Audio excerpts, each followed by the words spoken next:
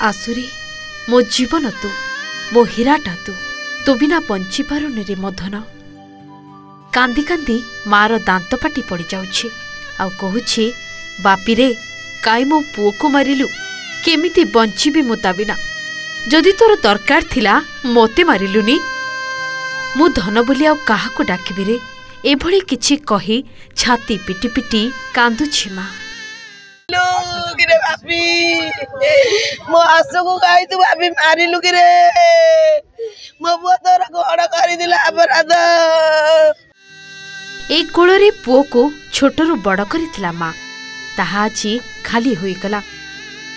केवल जन्म कला माँ कहीं साही पड़िशारे चली कांत पोपाड़ी। 11 वर्षर कुनी पुओ आशीर्वाद बेहरा 13 तारिख रे स्कूल रो आसीबा परे खेलिबा को जाइथिला। संध्यारे घर को आसी खाइबा को मागिथिला।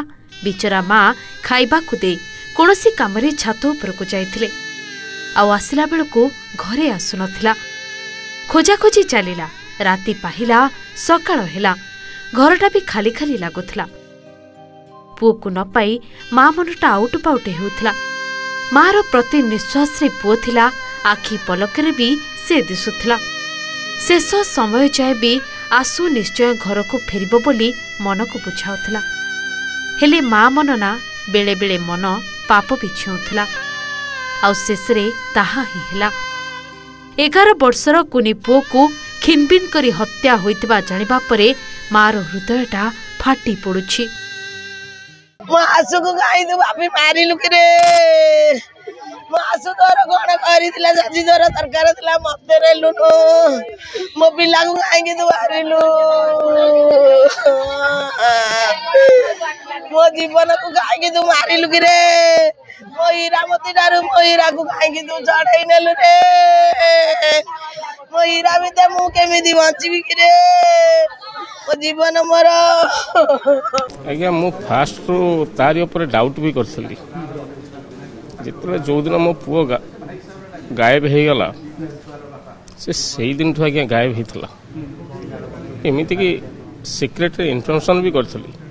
आम 3 जन ये जिनसटा को बसिकी से राति पुंखानुपुंख भाव आलोचना भी करूँ केमिति करिबा कौन करिया ता ना रे ओबिडियंस नाही। आज्ञा कोर्ट निकट या कहबी ताकू जहाँ भी दंड दिया जाऊ से भी कमती हम आज्ञा जहाँ भी दंड देवे आपण।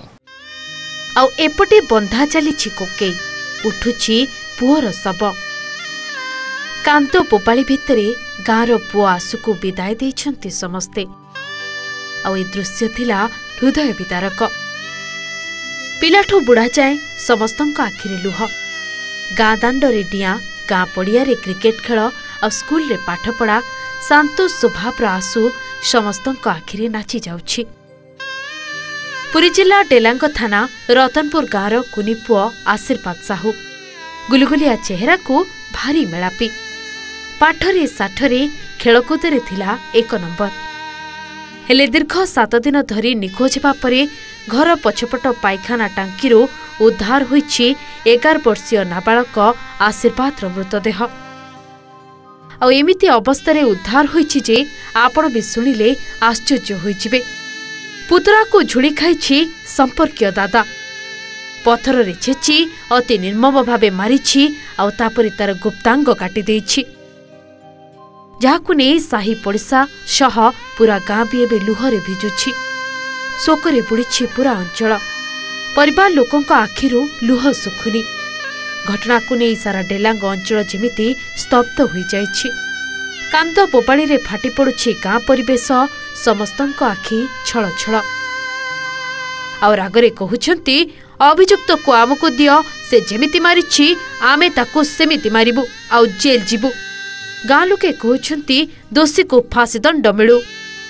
खाली से पिला को थाना रखे हम आगे दबना को दियो आमे तक सेम किली मिले माइला हम आत्मा साथी भाईबो आमे माई पे मारि देबो मोर पे कहीं मारियन के दती हेबेनी आमे माई पे सब जेल जिबु आमे माई पे सब जेल जिबु आमे ताको मारला हम आत्मा साथी पाइबो। ता सहित एति कुकर्म करिछि ता सहित एते खराब काम करिछि आपण कहि माने कहि परिबिनी आपण एते से कुकर्मता सहित खराब काम कर पिला सहित 10-11 वर्षर छुआ ये दीटा पिलार बापा से एमती काम कर सहित आम भी केवे विश्वास करूँ कठोर कठोर दंड दि जाऊ फांसी दि जाऊ कुनी पुओ सह जहा घटिगला ताहा केही भी बर्दाश्त करिबे नाही। दोषी को कठोर कठोर दंड मिलु बोली दाबी हेउथबा बेले आशु को किंतु भूलिबा बहुत कष्ट। Pipili Dyutikrishna Pattanayak report Odisha reporter.